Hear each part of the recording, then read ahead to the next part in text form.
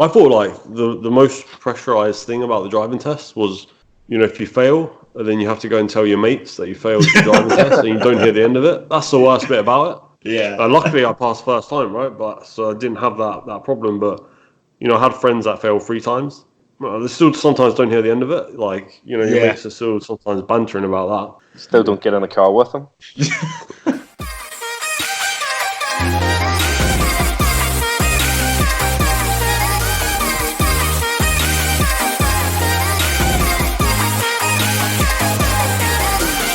Hey, what's up? It's your boy Ryan back with Maturing Cheddar episode 16, giving you those cross-Atlantic viewpoints from the UK and US about this weird and wonderful world that we live in. Don't forget to subscribe to us on Spotify, iTunes, YouTube, and follow us on our Instagram at Maturing Cheddar. Today we've got the whole squad here, Lewis, Todd, Hemmel, and myself, Ryan. We've been recently inspired by the release of the new Grand Tour series, amazing show, we're all big fans of it, and we thought, why not do a topical episode on UK versus US driving? Hope you enjoy. Yeah, so Lewis, have you done the driving test in the US? Yeah. What did you think of it? Yes. So, did I do the driving test? Yeah, it was a joke. Yeah, I know. That's exactly what I was thinking. It was the easiest thing ever, the most casual thing I've ever done. Took me like 1 hour. Same day, just go down there, take a multiple choice test, go out for a drive for like 15, 20 minutes, just down a couple of streets. And that's it. Then just pass. I think you're pretty much guaranteed to pass. Did you do any manoeuvres? Yeah, I did actually. Yeah, I reversed around a corner. Really? Solid. That was it. I think. Mine was go to the DMV in. At the time, it was Costa Mesa. It was pretty busy, so I don't know if that has an effect on like the driving test. But mine was literally no more than 7 minutes. The whole process from literally you park up your own car, go in, do your test, your quick test, then they tell you, right, you're ready to go. Go and bring your car around, and you literally you line up in your car, and then when the driving instructor's ready to come like free, he jumps in the passenger seat, says off you go.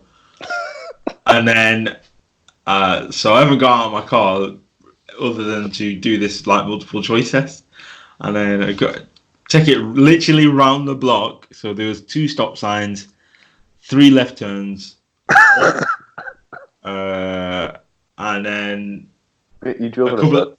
Yeah, you drove in a circle, and then a couple of right. I think there was a couple of right turns, to be honest, because it was a weird thing. And then you're back. Like I say, 7 minutes. You park it in one of the bays, and his feedback. I remember his feedback was because I was used to like old, crappy British cars that had like no brakes left. So I was going into like this new Kia, and it had really good brakes, and that braking technology that looks at how the rate at which you press the brake. So the quicker you press the brake, the harder the more braking pressure applies. Not necessarily because you've applied it harder. And so we would jittering a bit as we were going around. And he said, "Yeah, you just need to work. You could really work on your braking, but other than that, you've passed." Well, like okay, and then they say that they're going to send it in the post, and sure enough, they sent it in the post. Still got it as like a cool memento from my time in America.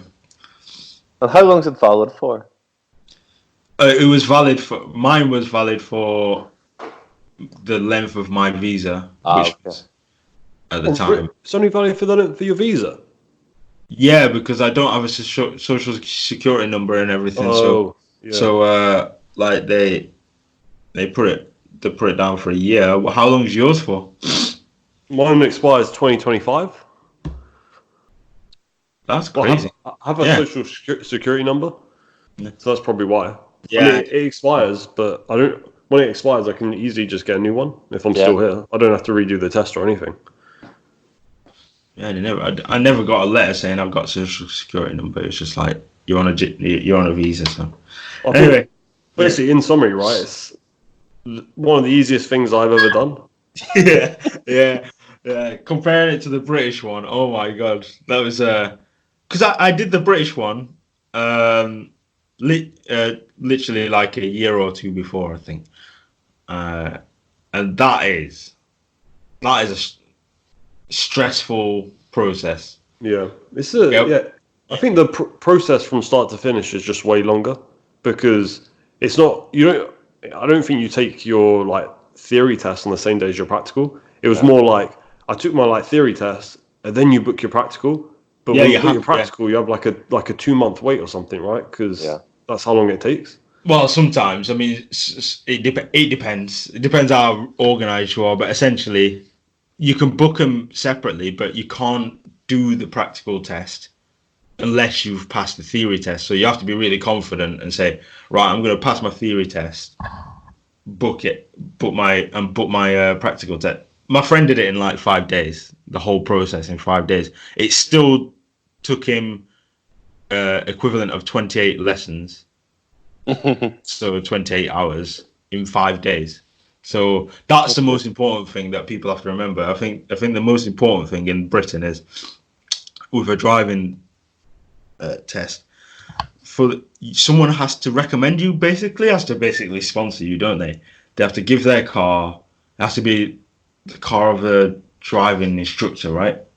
You can do it in your own car, but it has to be like fully MOT, taxed, road legal, and I think we'll give it a bit more scrutiny before we take you out on this.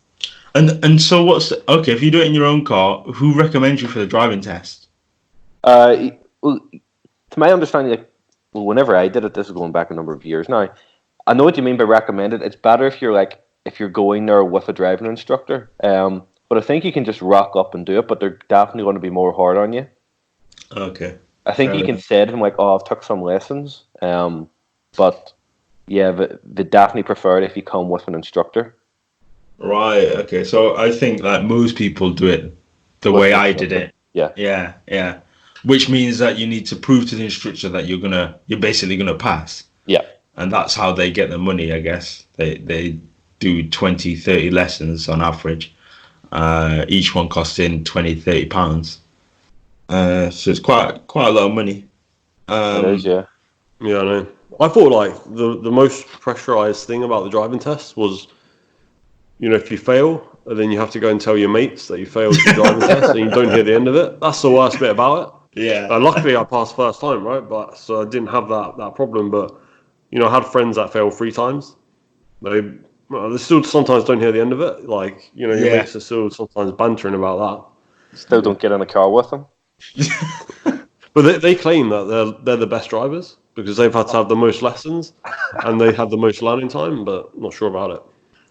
I'm gonna get it on the pod. I passed first time, and that I agree with you, Ryan. That was the most stressful thing. It was like if I don't pass it, because I was living with you guys at the time. Yeah. So to the listener, I was living with Todd, Ryan, and Hemo at the time, and it was literally before we moved into our house. So if I had not passed, I'd have to tell you guys that at some point I'd have to retake the test, leave Bristol, go and take the test, and it just would have been a nightmare. But yeah, That thing when you're on a night out and you see people's IDs and you're like, oh, you've still got the little provisional right. Oh yeah, what do they call it? They called it the green. What colour is it? Green. Green. Okay, yeah. Green license. Green, you're like, ooh, you're good. I'll get it in also, just so we all know. I passed first time too, so I'm safe in that one. But what I found, like, the hazard perception in the theory was stressful, and we can discuss that. But whenever you did your driving test in the macro list, you were in like California. Yeah. And like in my head, California is like sunny, beautiful all year round. When I did my driving test, it was November. It was pissing out of the heavens. The sun was setting in my eyes. And I remember looking at the instructor thinking, this is just the worst day of the year I've picked to do this. And his first comments were, geez, you could have got a better day, son, to do this. Bad time. Oh, boy. I got through it, but I was just thinking to myself, in the UK, like we got a pretty easy driving test compared to like somewhere like Finland, where we've got to do like skate pads and snow drive. But that one experience for me, I was like, I've pretty much got 4 seasons in one day to drive through here. So if I don't pass this, like, I have maybe a justified reason, but I'm an idiot. You know, as you said, Ryan, I'd feel like an idiot not passing the test. I wonder, I guess we don't have Hamill here, but I wonder if he passed first time. Or has he even passed his driving test? He must have, right? I think No, I think he has. I think he was driving in America. he has. Yeah, he took a ton of lessons. Oh yeah, actually when he was living with us, he was taking Yeah, lessons. it was Bristol. I don't know if he did it. First time, I don't think he did. I will find out, and then yeah, we can rip it out of him. Yeah, rip him now before he defends himself. It's always the best way. Lewis, I want to know how in America, how do you find driving on the right compared to the left? Any issues there? When I first went over, for the extended period of time, no, it wasn't initially an issue, and then one night we were driving late. I was driving late with my friend, having a laugh, and at night, and yeah, I just didn't think, and I turned left, which any American listeners, that's the worst turn, other than turning, turning right's easy. Turned left, and yeah, I just like did it as if I was in Britain from the right hand side of the road. Just like went to the left hand side of the road. I was like, yeah, this is all right. And because it was night, there was no cars, so there's nothing to like tell me I was on the wrong side of the road, other than the road signs, which I wasn't looking at. And yeah, it's just my friend. Embarrassingly, my friend had to say, he's supposed to be on this side, and he's notoriously a person who like hates driving. Says he doesn't want to get a driving license, still hasn't got one, and everything. Blah blah blah. This, that, and the other.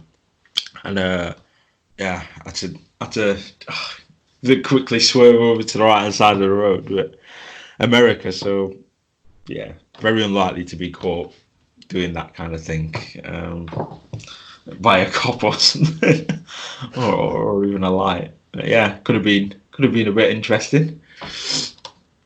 But other than that, not had any problems adjusting. I was there not too long ago, and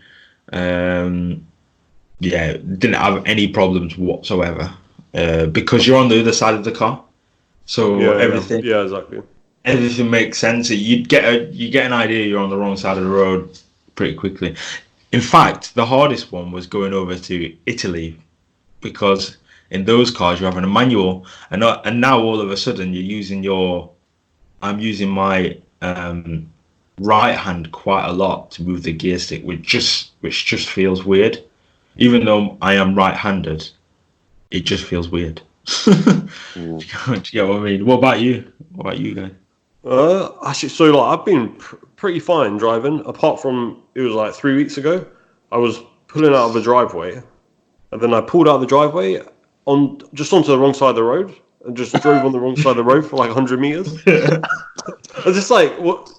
I don't know what happened. Like I must have had like a brain fart. And I had my girlfriend Margaret in the car, and she got all scared. She was like, "Oh, what the fuck?" But I played off cool as a cucumber. I was like, "Oh, sorry, I was just a bit confused about the directions, so I was just taking a wide turn. That's why I was on the wrong side of the road, and I think it worked." But yeah, that was basically the only time that's happened to me, and it was a few weeks ago after being here over 4 years. That's your brain telling you this is wrong. This is just fundamentally wrong. Yeah. But now I'm thinking so I'm coming back to the UK next month, and I'm thinking of renting a car. Now I've got to be switching back onto the left-hand side. Not only will I be switching back onto the left-hand side, but I'm going to be switching back to probably a manual car. I haven't driven a manual car since I was 18. Oh, you're going to have fun. And those gears are going to get crunched. Yeah. Stalling a lot, I think. Yeah. I think, so what happened with me, when I first started driving, I drove, I I did my driving test in the UK. It's really expensive, as we already covered. And then I didn't get a car because, like, insurance is way out of this league. Way out of my league in terms of cost. Whatever car I would have bought, it would have been just too expensive. So I didn't drive. So I ended up driving more in America than, renting cars out there, than I did driving in Britain for quite a while. And coming back, it was hard adjusting to a British car, like manual. It's just, constant stalling. But after I got used to that again, doing the changeover and coming back is it's really easy now. Like, because the manual is if you like, in quotation, the harder car to drive, this driving stick. That's now my norm. I feel like going over there and driving an automatic car is way easier. So the manual, you need it. You need it in the UK. I would not recommend renting an automatic car, Ryan, if you're out here in the UK for a trip. Really? Because, and automatics versus manuals. It's not just a comfort thing. In the UK, I just don't feel like we have, because they're not common. The quality of the automatic car is just not as good. Like the gear changing, the choice of car that you've got is limited. Although there are plenty of automatics, I think. Yeah, when I came back and drove an automatic, it was terrible. The vans are all right, I guess, some of them, but you need the manual because the roads are so tight. You've got hills. You need to be able to just keep changing gear, to be honest. Whereas in America, you can have like a 4 or 5 speed gearbox and have it automatic, and also they've got it down to a T there. They know that you're going to be pretty much going onto a freeway or interstate road at some point, and they're built to go onto one of those, to be honest, rather than doing loads of little inner city trips. So yeah, I wouldn't, if you were thinking about it, think again. Well, yeah, maybe I get a little manual like Ford Fiesta, rent one of those. Has So a I'm used to girlfriend ever driving. drove a manual? Huh? Has a girlfriend ever drove a manual? Actually, yeah, she has. She learned in one, I think. Oh. Like when she was like 16. Her dad has some old manual yellow car that she driven, but she hasn't driven it. She hasn't driven manual much, so I don't think she'll be able to anymore. What are you driving, Todd? You still drive that Fiat? Aye, that's an absolute nightmare, to be honest, because I need, like, my parents have had like bigger cars for a number of years now, and like when I'm with them, like, you feel more comfortable in it. And the average car on the roads here is still bigger, or has been getting bigger for the last couple of years. So I want to upgrade to like a Range Rover, Land Rover. Oh yeah. Basically a tank on the road for my own protection against arseholes is the simplest way to put it. Like, people are bad drivers over here. Is that in London? Yeah, people are bad drivers. I'm surprised.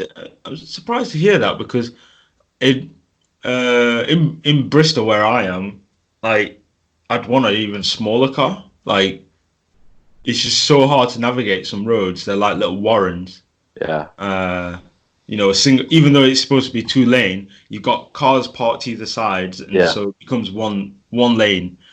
And you've got some really bad drivers who don't really know the width of their car, and they just end up going down the roads at like 5 miles an hour, thinking they're going to clip someone, or the complete opposite, where they've got a big tank, like you said, and they just bomb down there way too quick.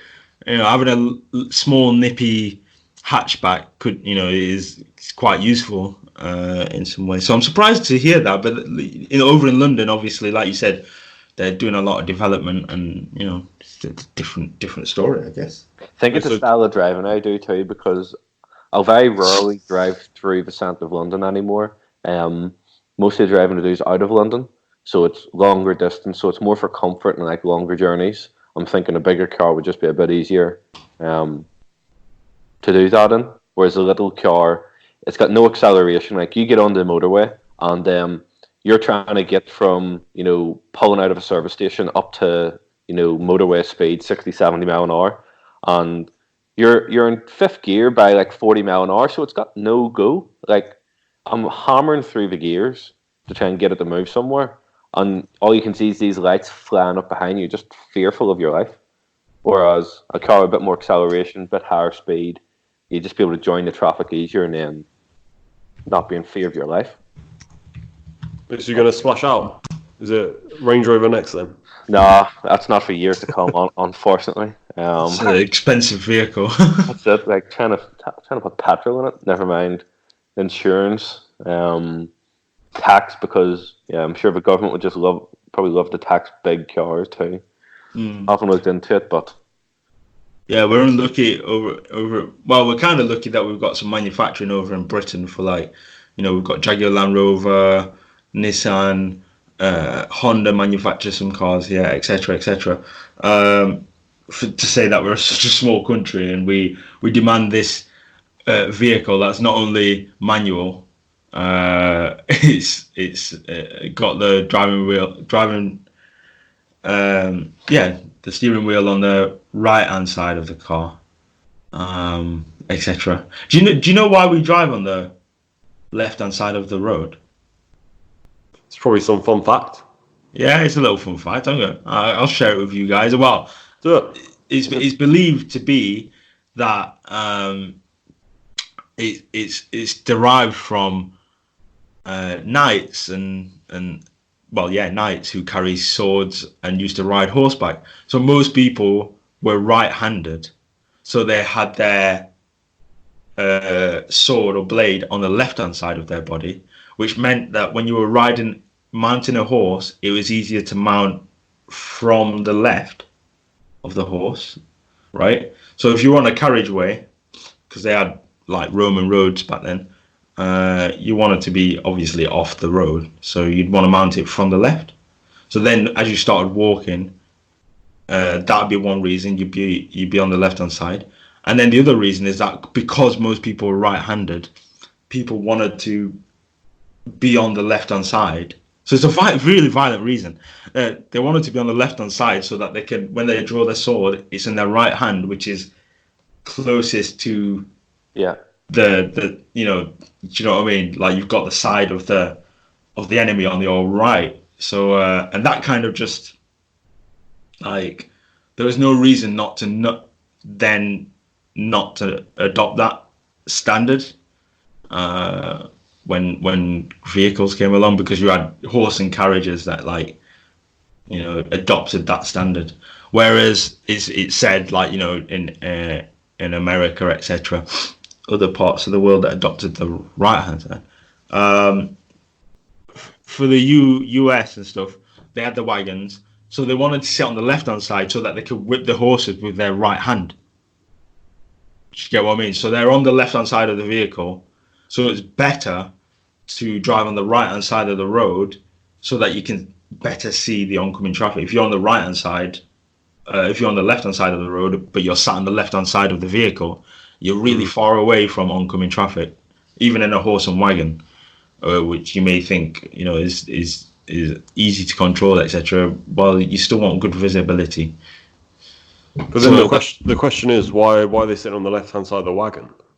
Because they've got the reins in their left hand and the whip in the right hand, in their stronger dominant hand. Most people are right-handed, so they've got the whip in their right hand. So if they were by sitting on the left hand side, they can more easily whip the horses, right? Imagine if you were sat on the right, if the right hand side of the wagon, you'd be whipping and you'd have to bring it across to whip the two horses. Yeah, is that in your head? Right. I hope that's in the middle. I hope that's clear for the listeners. So so for wagons, you want to sit on the left hand side of the vehicle, and for single horses, if you're a knight, you want to you want your right hand free to be able to operate machinery.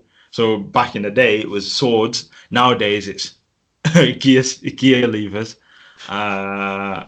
So I guess that's the reason. But really, nowadays, there's no good reason why we drive on the left versus the right. We should all really drive on the same side of the road. It would make life easier for vehicle manufacturers and make cars cheaper, etc. But that's just one of those little quirks where standards have like taken over before logic. Logic for the actual end users. It can be brought in.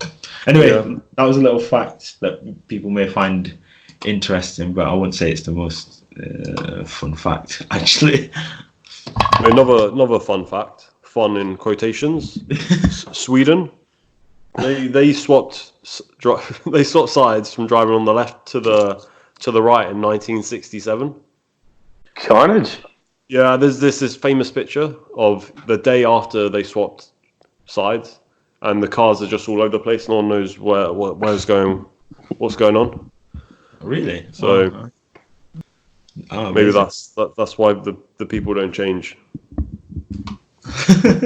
Could you imagine not doing that today? Like your granny just hasn't heard the news bulletin overnight that we're all switching sides and still plowing down the M4. Oh, you sometimes get that. You sometimes get the oldies, the OAPs, just somehow driving down the exit ramp onto the wrong side of the motorway. You occasionally, every few months, you hear a story on the BBC. And it's rare. It happens. Like that's pretty sharp hairpin they've had to take to get back down that exit ramp the wrong way.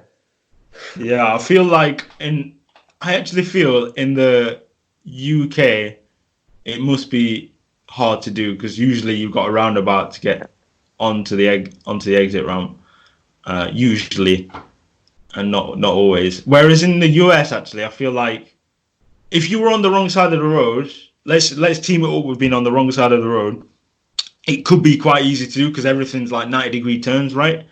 Can we agree that? So like if you're not concentrating and you're on the wrong side of the road, you could easily end up going down the wrong side of what they call the freeway or interstate, and that would be a scary thing because cars, we'll get onto that in a second, but motorway driving. Whereas in the UK, even if you're on the wrong side of the road, like you said, Todd, you'd have to turn like a 270-degree turn. And you'd be like, what's this to get onto the motorway? What is it? And the fact that they still do it is just incredible. I got a question actually about UK motorways. So I forget. So if you're exiting off the motorway, and is the you always exit from like the left. You always exit from the slow lane, right? Yeah. Will there ever be an exit from the fast lane? Like, so you go up onto a bridge and like over or something? No. I can't think of an example. I know what you're on about. If you're in like a carpool lane or something. Because some states in America, but no, I can't think of an example. Yeah, I was wondering if because in America, right, this happens a lot. Like there'll be exits on both sides of the motorway or the freeway, and I feel like it's always harder to get off, right? When you're going down the fast lane, people are going down the fast lane. You got an exit on that side. That's because you have to move into the fast lane to then come off. You could just do what most people do and hammer across 3 lanes in one maneuver. And just cut up everyone at 70 miles an hour. Like I literally did that the other week. There's just an exit, and I just remember it's one of those things in America. If you miss your turn, you're done. Like it's going to be another 5 to 10 miles that you have to do. I just wasn't up for it. Just like put the indicator on, wham. Yeah. Well, that's the problem, right? With these, because you'll be coming onto the freeway, coming on from like the right, so coming on the slow lane, and then the exit you got to come off at is a quarter or half a mile along, but it's on the other side of the freeway. So then you have to just bang it across the freeway and do the old. I like to call it the sweeper. You just sweep across. I haven't seen this, to be honest. I've seen it where they have like a carpool lane or a fast track lane that they have on that fast lane side, the left hand side lane for the US. And then you can go off and get onto your different freeway. But I've never seen like a normal exit. Really? Normal exits are usually on the right hand side. Yeah, I've never seen that. So yeah, I don't know. I'd be interested to hear if any Americans have got that. Are used to that. I'd be surprised. The Americans I've spoken to on motorways versus freeways, man, the rules, their understanding of what they should be doing is suspicious. But let's just say one thing: there is no rules, man, on the freeways. Like Over the speed limit. Yeah. all this, the rules that you think about. There's a slow lane and a fast lane, No. and that doesn't exist. I came to America, right? The first time I drove was in Florida, and the slow lane don't exist. You could go as fast as you want, and you undertake, overtake, Yeah. just weave through the lanes. It doesn't matter. Everyone's doing it. Yeah. I mean, I don't. Where do we start with this one? I'm going to start with the US. Yeah, I agree, I totally agree with you. Ryan. Yeah, I remember speaking to someone. She just went. She was surprised when she came over to the UK. She went, "There's slow lanes and fast lanes." In the US, we just pick a lane that we're most comfortable in and then do our thing in that lane. I'm like, you what? How does that work? What, you're going slow. How do people get around you? They have to like go around 3 lanes to get around you. That's insane. And yeah, it's just I can't believe that. But what are the rules? I've seen people get pulled over in the US for weaving through traffic, and I think it's the combination of speeding and weaving. If you're weaving but you're doing it at the speed limit, the police don't care. Yeah. Yeah, because I mean, so in the UK, is it actual law that you're like not meant to undertake? Is it officially illegal, or it's kind of just like gentleman's agreement or something? You're not meant to pass on the left-hand side. What you're meant to do is, it's easy if you got 3 lanes of traffic. So if you're in the middle lane, let's say, and there's a car moving slowly, you're meant to go to the right-hand lane, which is a faster lane, and go round them on the right-hand side. You're not meant to undertake them. But if you're in 2 lanes of traffic and your traffic's just moving faster than theirs, or say you're not on a motorway, you're just on like a 2-lane traffic road, and you're on the left-hand side, and your traffic's just moving faster than the right-hand side, then you just pass them because it's just like your traffic's flowing away, and that's fine. But you're not meant to actively, on a motorway, go onto the left-hand, like the inside lane, and cut up the inside of people if they're going slow in the middle lane. That's technically not right. Well, I think it's if the car in the middle, that middle lane, or anything other than the if you like driving lane, officially they call it the driving lane, the slow lane. We call it the slow lane as normal people. The police would call it the driving lane. So you're supposed to be in that lane at all times, and then the other 2 lanes are for overtaking. Doesn't work like that, and Yeah. I think the police recognise that, but they still will do you for undertaking. So if you drive on the left, if you pass on the left, and that car is doing, let's say, 70 or 60 between those speeds, then you're fair game for a cop to pull you over if they're around. Motorway highway patrol, motorway patrol. Yeah, the thing for me is the most important thing on that, related to that, is that cops have started in the UK. Cops have started fining people, punishing people for what we call middle lane hogging. So that's that's good. like, That's what we like to see. yeah, that's like staying in the middle lane when you should be when the driving lane, the leftmost lane, what is called the slow lane by most people, is free. If that's free, you should be driving in that lane. And if the police see you in the middle lane for like more than a mile, let's say, they'll pull you. Well, they'll give you a fine. They'll pull you over maybe, or they've got loads of cameras on these motorways now, and they can actually give you a fine remotely if they gather enough evidence on those cameras and stuff, which are manned. Those cameras, they go to central points, and there are actual real people monitoring those. I don't know if they have the power to hand out fines or anything, but yeah, real people are behind those cameras, and it's not all automatic, etc. We got Hemel. Welcome to the pod. Nice you to join us. Morning, guys. Apologies on the delay on my behalf. How are you all doing? We're all good. We're all good. We got a question for you about driving tests. Okay, yeah. How did yours go? Oh, I passed first time. Ah, What? we couldn't remember, and we were hoping that you didn't pass first time. But I think I remember you did, didn't you, in Bristol? You did it in Bristol, didn't you? In Bristol, which was It was that's a interesting. one-way city. What did you have to drive in Bristol? Hey, do you know how hilly it is in Bristol? It's like trying to You're driving, cycling. try not to. Continue on. I apologize for interrupting. Let's hear your story. I think one thing I remember is I'm trying to get out of the driving centre car park, and there's just a pile of traffic. And I remember I was coming out. There's a traffic light, and then there was a car that had parked on the other side of the road, so another car coming in couldn't go in. And the driving instructor was like, "You should have let him pass." I was like, "But the impedement's on his side of the road.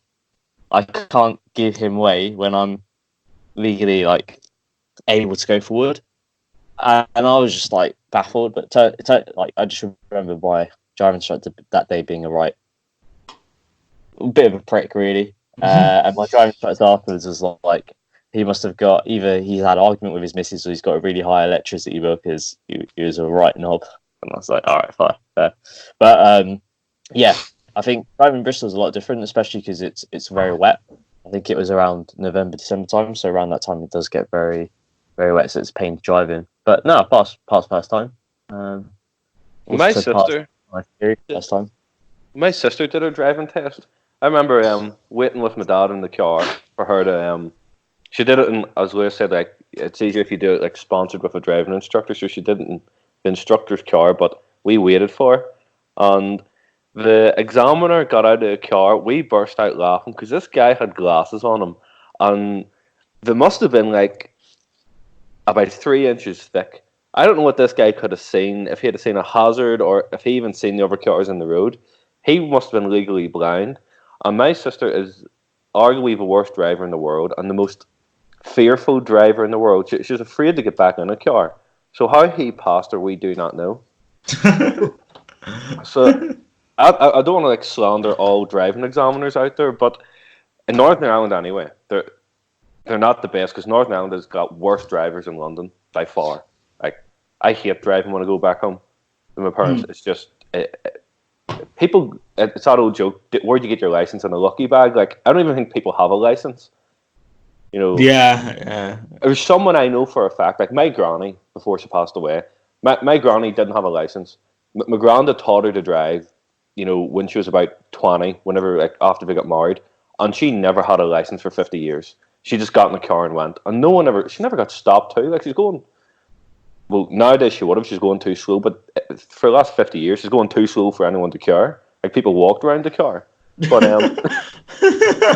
there's someone else I know who they've got a paper license. They never got the card, and whenever they moved house, what they do is just scratch out the address and write their new address on it. And when I spoke about this, I was like, that is totally illegal. You have forged like government documents. I'm like, oh no, it's fine. Like I'll tell them where I live and it says it on the paper. And that is just like, it's such a different approach. Like it's that old thing of like when people joke about Ireland, it's like wild bandit country, you know, like the forgotten world. It does whatever it wants. And I pretty much think it does. Because like if I have to do that in London here, I think I'd be ripped out of the car and like thrown in jail within the hour. And I don't know if I did something like that in America. You know, it was just like driving about for 50 years without a license. I suppose there's probably people in America do it. It's such a big country. You'd be shot. Yeah. Oh, I mean, the size of some of those vehicles that people are commanding in America is just insane. I can't believe that the weapon that they have is demanding of only like a 10-minute test. It should be like an hour-long test to make sure that these people can control this vehicle and know what to do in an emergency, etc.